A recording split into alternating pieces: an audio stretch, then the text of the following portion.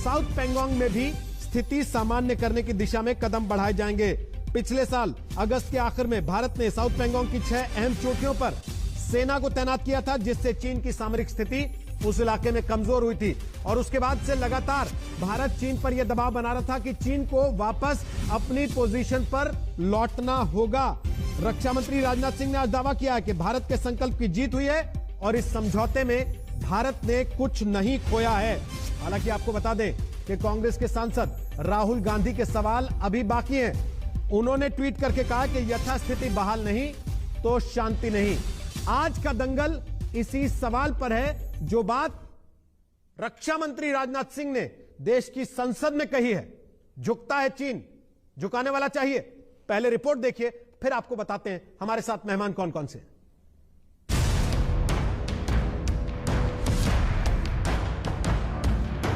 लगभग 10 महीने भले लग गए, लेकिन चीन को भारत ने पूर्वी लद्दाख में पीछे हटने को मजबूर कर दिया है।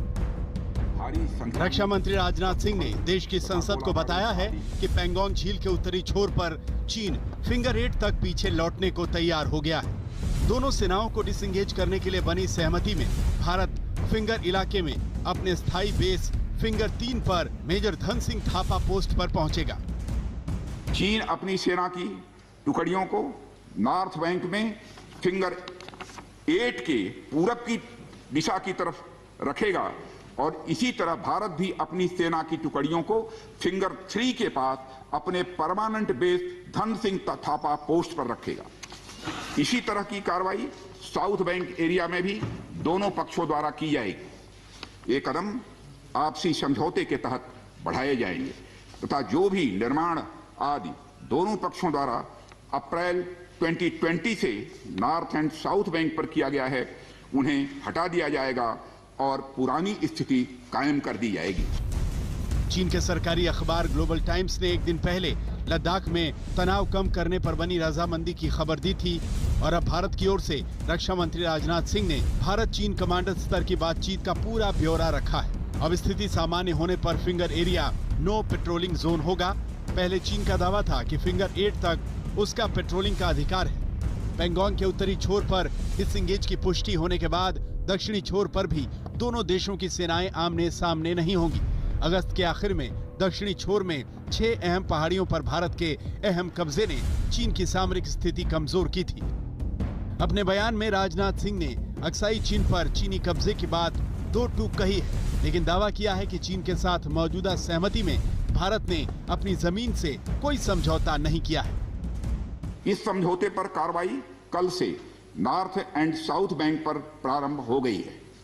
यह उम्मीद है इसके द्वारा पिछले साल के गतिरोध से पहले जैसी स्थिति बहाल हो जाएगी। सभापति महोदय, मैं इस सदन को आश्वस्त करना चाहता हूं कि इस बातचीत में हमने कुछ भी खोया नहीं है। सभापति महोदय, चीन को फिंगर एरिया से पीछे हटाने को रक्षा मंत्री भारत के दृढ़ संकल्प की जीत बता रहे हैं। हालांकि कांग्रेस सांसद राहुल गांधी ने ट्वीट किया है, यथास्थिति बहाल नहीं बराबर शांति नहीं।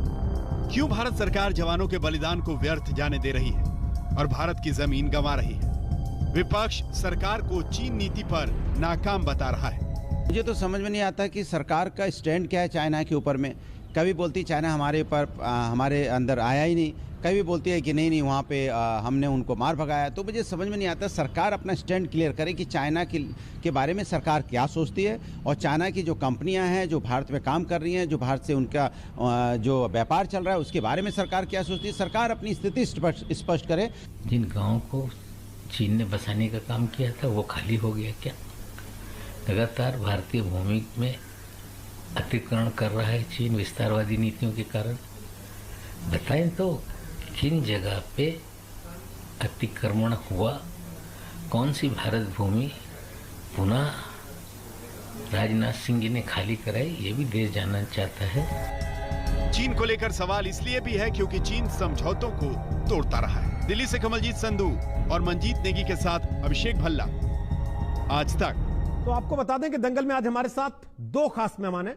संबित पात्रा हमारे साथ हैं, वो बीजेपी के राष्ट्रीय प्रवक्ता हैं, पक्ष रखेंगे बीजेपी का। और सुप्रिया सुनेत हमारे साथ हैं, वो कांग्रेस पार्टी की राष्ट्रीय प्रवक्ता हैं, कांग्रेस पार्टी का पक्ष रखेंगी।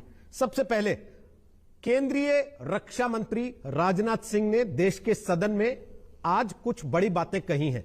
संबित पात्रा, कुछ तस्वीरें भी आई हैं जो इस बात का इशारा करती हैं, तस्दीक करती हैं कि जो बात सदन में सरकार ने कही है उस पर अमल होना शुरू हो गया है। यह अमल पूरा होगा वहां तक जहां तक अप्रैल में हुआ करता था पिछले साल। देखिए, आज राजनाथ जी ने जो स्टेटमेंट जारी किया है उस स्टेटमेंट को पूरी तरह से पढ़ेंगे तो उसमें, क्योंकि आपका प्रश्न था क्या इस पे अमल होगा, चाइना क्या इस पर अमल करेगा, उन्होंने एक शब्द कहा है, एक फ्रेज कहा है, phased, coordinated and verified manner. ये पूरा का पूरा जो प्रकल्प चलने वाला है, जो डिसएंगेजमेंट का प्रकल्प चलने वाला है, इसमें 3 शब्द बहुत महत्वपूर्ण है। फेज्ड, ये फेज्ड तरीके से चलेगा। और जो आपने कहा कि एक फेज आरंभ हो गया है, टैंक इत्यादि पीछे जाने आरंभ हो गए हैं। दूसरा है कोऑर्डिनेटेड, मतलब दोनों पक्ष कोऑर्डिनेट करते रहेंगे, अच्छा तुम वहां से हट गए, अब हम यहां से हटेंगे। और तीसरा है वेरीफाइबल, अर्थात हर चीज को वेरीफाई किया जाएगा, क्योंकि अमूमन हमारे मन में है कि चाइना पे क्या विश्वास करना चाहिए, वेरीफाई करने के बाद ही विश्वास करेंगे। देखिए रोहित जी, आज जो भी हुआ है ये एक बहुत बड़ी जीत है। मैं मुबारकबाद देना चाहूंगा पहले भारत की आर्मी को, मिलिट्री को, और उसके बाद भारत की सरकार को। जो दृढ़ संकल्प, रिजॉल्व हिंदुस्तान की आर्मी और हिंदुस्तान की सरकार ने दिखाया है, 3-4 पॉइंट इसमें बहुत महत्वपूर्ण है। आखिरकार हिंदुस्तान का अपर हैंड क्यों रहा? नंबर 1, अपने दृढ़ संकल्प के कारण। नंबर 2, 6-7 ऐसी महत्वपूर्ण सामरिक दृष्टिकोण से ऐसी पहाड़ियां थी जिस पे इंडिया की आर्मी जाके बैठ गई, जिसके कारण चीन को लगा कि कहीं ना कहीं स्ट्रेटेजिकली वो हार रहा है, इसलिए हमें इंडिया से बात करना ही पड़ेगा, अड़ियल रवैया अपनाने से नहीं चलेगा। तीसरी बात है जो बहुत, ये मैं आपको और व्यूअर्स को बताना चाहूंगा, बहुत खराब क्लाइमेटिक कंडीशन में जो विंटर था, हार्श विंटर, उसमें भी हमारे आर्मी के जवान डटे रहे। ये चीन सोच रहा था कि इंडिया के आर्मी के जवान में इतना मादा नहीं है। मैं इंडिया की आर्मी के जवानों को सलाम करता हूं। और लास्ट, चीन को लगा कि चलो बॉर्डर का इश्यू है तो हम करते रहते हैं, कुछ होगा नहीं, मगर संपूर्ण रिलेशन पे फर्क पड़ा। 8% जो है वो चीन के साथ हमारे ट्रेड में फर्क पड़ा। ऐप उसके बैन किए गए, पूरे विश्व में चीन की किरकिरी हुई, इसलिए अंततोगत्वा चीन को डिसएंगेजमेंट करना ही पड़ा। संबित जी, मेरे 2 सवाल हैं। एक, क्या ये वापसी जो हो रही है ये ऐप बैन करने से हो रही है? दूसरा, क्या आज आप मान रहे हैं कि प्रधानमंत्री से जो आपने बयान दिलवाया वो गलत था, कि ना कोई घुसा हुआ ना कोई घुसाया है? क्योंकि आज अगर आप ये कह रहे हैं वो वापस जा रहे हैं तो इसका मतलब वो आ गए थे। मैं दोनों का जवाब देता हूं। पहले प्रश्न का जवाब तो मैंने दिया था, मैंने 6 ऐसे बिंदु बताए थे जिसके कारण चीन को आखिरकार टेबल में आकर डिसएंगेज करने के लिए तैयार होना पड़ा। उनमें से एक था संपूर्ण रिलेशन पर फर्क पड़ना, अर्थात ऐप बैन हो, चाहे उनके कंस्ट्रक्शन कंपनीज की बैन हो, चाहे उनके मोबाइल कंपनीज पे बैन हो, और 8% का जो ट्रेड घटा है चीन के साथ, इंपोर्ट्स घटी हैं चीन के साथ, वो एक बिंदु था। मुख्य बिंदु हमारे मिलिट्री, हमारे आर्मी का जो रिजॉल्व था, और जो महत्वपूर्ण पहाड़ी थे, 6-7 ऐसे महत्वपूर्ण पहाड़ी थे जिनके चोटी पे चीन को शिकस्त देते हुए हिंदुस्तान की आर्मी बैठ गई, तो चीन को लगा ये सामरिक रूप से उसकी हार हो रही है। दूसरा प्रश्न, क्या प्रधानमंत्री जी ने कुछ गलत कहा था जब उन्होंने कहा था हमारे किसी भी एरिया में कोई ऑक्यूपेशन नहीं हुआ, 1 इंच जमीन नहीं गई? राजनाथ जी के पूरे बयान को पढ़िए, मैं बयान की प्रति भी लेके आया हूं हिंदी और अंग्रेजी में। जब आर्मी के विषय और सामरिक विषयों पर चर्चा होता है, एक शब्द महत्वपूर्ण होता है। इसमें कहीं भी राजनाथ जी ने नहीं कहा है ऑक्यूपेशन, उन्होंने कहा है फॉरवर्ड डिप्लॉयमेंट को हम डिसएंगेज करेंगे। कोई ऑक्यूपेशन नहीं हुआ। याद रखिए, एरिया ऑफ डिफरेंट परसेप्शन होता है। LAC के 2 किलोमीटर इस तरफ और 2 किलोमीटर उस तरफ ना हम बिल्डअप कर सकते हैं ना वो बिल्डअप कर सकते हैं। 80 और 90 के दशक में जो ट्रीटीज और एग्रीमेंट साइन हुए थे, इसमें स्पष्ट रूप से कहा गया है। तो उन्होंने डिप्लॉय किया, हमने भी डिप्लॉय किया, तो हमने कहा यह ट्रीटी का उल्लंघन है, आप डिसएंगेज करेंगे। आप जो एरिया ऑफ डिफरेंट परसेप्शन में आपने बनाया हुआ है, उस जमीन को भी खाली करेंगे, जो स्ट्रक्चर वहां बनाया उसको पुनः आप तोड़ेंगे। इस्तेमाल किया जी, ऑक्यूपेशन, और आप अब खुद बात कर रहे हैं स्ट्रक्चर बनाने की, जो मैं पूछना चाह रहा था इस्तेमाल नहीं हुआ है कि अगर ऑक्यूपेशन नहीं है, ऑक्यूपेंसी नहीं है, तो वो स्ट्रक्चर कैसे बने? मैं वापस आऊंगा सर आपके पास। अभी सुप्रिया बोल लें तो मुझे उम्मीद है कि जो सवाल मैं पूछने वाला हूं वो शायद वो पहले उसको कवर कर लेंगी। सवाल यह है सुप्रिया, कि जब रक्षा मंत्री देश की संसद में कह रहे हैं कि पीछे हट रहा है चीन, तो राहुल गांधी को क्यों नहीं हो रहा यकीन? दो चीजें मैं बोलना चाहती हूँ। सबसे पहले तो मैं ये बोलना चाहती हूँ कि एक परेशानी वाली बात यह है कि रक्षा मंत्री के स्टेटमेंट में कहीं पर भी स्टेटस को एंटी अप्रैल 2020 की यथावत स्थिति का जिक्र नहीं है। यह परेशान करने वाली बात है। दूसरी परेशान करने वाली बात यह है कि हम सिर्फ अभी पैंगोंग सो लेक की बात कर रहे हैं। डेप्सांग जो ऑपरेशनली हमारे लिए बहुत स्ट्रेटेजिक है क्योंकि वहीं से हमारी सप्लाई सियाचिन को जाती है। डीबीओ एयर स्ट्रिप वहां पर है, वो 7 किलोमीटर दूर है लद्दाख के गांव से। वहां की अभी तक कोई बात नहीं हो रही है। हॉट स्प्रिंग्स की अभी तक कोई बात नहीं हो रही है। गैलवान वैली की अभी तक कोई बात नहीं हो रही है। और जो परेशान करने वाली बात रोहित जी है वो ये है कि अभी तक इंडिया का जो कब्जा था वो फिंगर 4 तक था और हम फिंगर 4 से 8 तक पेट्रोलिंग करते थे। अब हमने बफर जोन 8 से 3 बना दिया, हम पीछे आ गए। तो एक तो हमने पेट्रोलिंग का अपना अधिकार छोड़ा और दूसरा हमने बफर जोन अपनी ही ऑक्यूपाइड टेरिटरी में बना ली है। ये सब परेशान करने वाले तथ्य हैं और इन सब तथ्यों का जवाब मिलना चाहिए। आपने एक सवाल संबित जी से पूछा था जिसका जवाब उन्हें नहीं मिला उनसे। मैं फिर से पूछना चाहती हूं, क्या प्रधानमंत्री ने जून में और फिर सितंबर में देश को भ्रमित करने वाली बात कही थी? ऑल पार्टी मीटिंग के सामने झूठ बोला था कि कोई घुसा हुआ नहीं। कि अगर कोई घुसा हुआ नहीं है तो जो डिसएंगेजमेंट की बात चाइना कर रहा है वो कैसे हो रहा है? और अगर चाइनीज लोगों की बात सुनिए, उन्होंने तो कल ही स्टेटमेंट के जारी कर दिया था और उसके बाद ही हम लोगों ने इस पर सोशल मीडिया पे बोला कि भाई आपका स्टेटमेंट सुप्रिया जी, मैं टोकना नहीं चाहता, लेकिन लोकसभा में रक्षा मंत्री बोल रहे हैं इस समय, सुनते हैं। हो सकता है जो आप सवाल उठा रहे हैं या कांग्रेस पार्टी सवाल उठा रही है वो लोकसभा में एड्रेस हो। एक बार रक्षा मंत्री राजनाथ सिंह क्या बोल रहे हैं सुनवा दें। हम अपनी 1 इंच जमीन भी किसी और को नहीं लेने देंगे। हमारे दृढ़ संकल्प का ही यह फल है कि हम समझौते की स्थिति पर पहुंच गए हैं। इन दिशा निर्देशों के दृष्टिगत सितंबर 2020 से लगातार मिलिट्री एंड डिप्लोमेटिक लेवल पर दोनों पक्षों में कई बार बातचीत हुई है कि इस डिसएंगेजमेंट का म्यूचुअली एक्सेप्टेबल तरीका निकाला जाए। यह बातचीत हुई है। अभी तक सीनियर कमांडर्स के स्तर पर 9 राउंड्स की बात हो चुकी है। राजनयिक स्तर पर भी WMCC, जिसे working mechanism for consultation and coordination of India China border affairs कहते हैं, के तहत भी बैठकें होती रही। माननीय सभापति महोदय, अध्यक्ष महोदय, मुझे सदन को यह बताते हुए खुशी हो रही है कि हमारे इस अप्रोच तथा सस्टेन्ड टॉक्स के फलस्वरूप चीन के साथ पैंगोंग लेक के नॉर्थ एवं साउथ बैंक पर डिसएंगेजमेंट का समझौता हो गया है और इस बात पर भी सहमति हो गई है। और अध्यक्ष महोदय, इस बात पर भी सहमति हो गई है कि पैंगोंग लेक से पूर्ण डिसएंगेजमेंट के 48 घंटे के अंदर सीनियर कमांडर्स स्तर की बातचीत हो ताकि बचे हुए मुद्दों पर भी हल निकाला जा सके। अध्यक्ष महोदय, पैंगोंग लेक एरिया में चीन के साथ डिसएंगेजमेंट का जो समझौता हुआ है उसके अनुसार दोनों पक्ष फॉरवर्ड डिप्लॉयमेंट को फेज, कोऑर्डिनेटेड और वेरीफाइड मैनर में हटाएंगे। चीन अपनी सेना की टुकड़ियों को नॉर्थ बैंक में फिंगर 8 के पूरब की दिशा की तरफ रखेगा। मैं फिर से दोहराना चाहता हूं अध्यक्ष महोदय, चीन अपनी सेना की टुकड़ियों को नॉर्थ बैंक में फिंगर 8 के पूरब की दिशा में की तरफ रखेगा। आप रुक जाइए, मैं बताता हूं, रुक जाइए।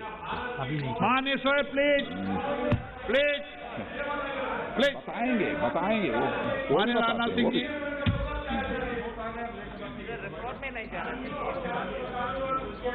नॉर्थ बैंक में फिंगर 8 के पूरब की दिशा की तरफ रखेगा और इसी तरह भारत भी अपनी सेना की टुकड़ियों को फिंगर 3 के पास अपने permanent base Dhan Singh Rana post पर रखेगा।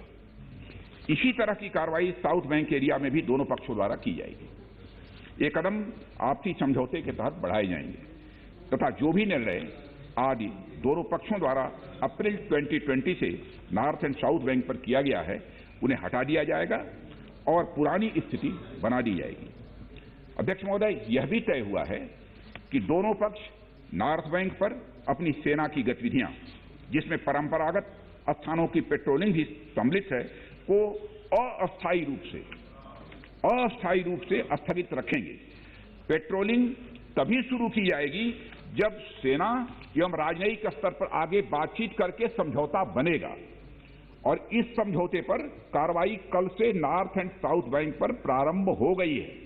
और अध्यक्ष महोदय, सदन को इस बात की भी मैं जानकारी देना चाहता हूं कि मेरी अभी तक की जानकारी, मैंने स्टेटमेंट देने के लिए जब मैं सदन में आ रहा था तब तक की जो जानकारी है, मेरी अभी तक की जानकारी के अनुसार जो समझौता हुआ है उसका क्रियान्वयन अभी तक, मैं फिर से दोहरा, अभी तक ठीक तरीके से हो रहा है।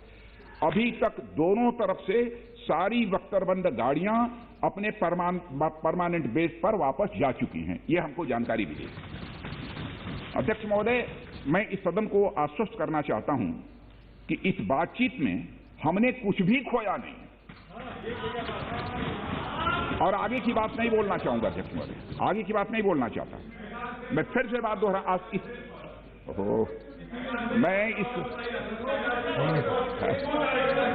आपका कोई चिंता मत करिए, ज्यादा चिंता है। मैं इस सदन को पुनः आश्वस्त करना चाहता हूं कि इस बातचीत में हमने कुछ भी खोया नहीं।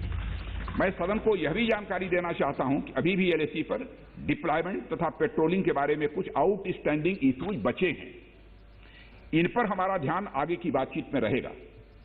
दोनों पक्ष इस बात पर सहमत हैं कि बाइलेटरल एग्रीमेंट्स तथा प्रोटोकॉल के तहत पूर्ण डिसएंगेजमेंट जल्द से जल्द कर लिया जाए, यह सहमति बनी है।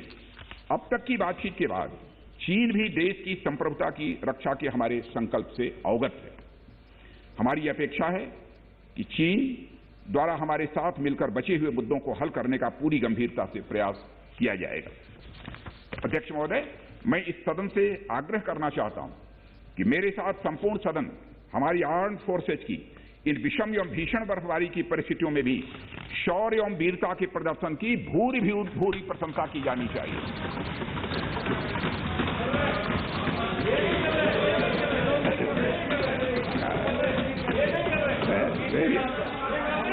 सभापति महोदय, अध्यक्ष महोदय, मैं यह भी कहना चाहता हूं कि जिन शहीदों के शौर्य और पराक्रम की नींव पर यह डिसएंगेजमेंट आधारित है, उन्हें देश सदैव याद रखेगा।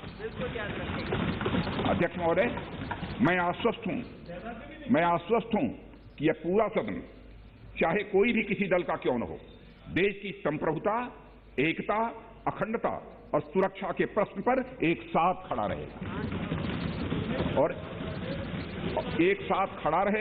और एक स्वर से समर्थन करता है कि यह संदेश केवल भारत की सीमा तक ही सीमित नहीं रहेगा, बल्कि पूरे विश्व तक जाएगा। अध्यक्ष महोदय, इन्हीं शब्दों के साथ आपको बहुत बहुत धन्यवाद। अध्यक्ष महोदय, आइटम नंबर 22, श्री राजकुमार सिंह। तो सुना आपने, रक्षा मंत्री राजनाथ सिंह लोकसभा में बयान दे रहे थे। जो बातें उन्होंने राज्यसभा के सामने रखी वो अब लोकसभा के सामने रखी गई हैं। टोका टाकी के बीच रक्षा मंत्री राजनाथ सिंह ने अपनी बात पूरी की। अब सुप्रिया श्रीनेत, आप अपनी बात पूरी कीजिए। मैं बहुत ध्यान से मैंने राजनाथ सिंह जी को अभी भी सुना, मैंने उनकी पूरी स्पीच वहां पर भी सुनी थी, स्टेटमेंट भी सुना था।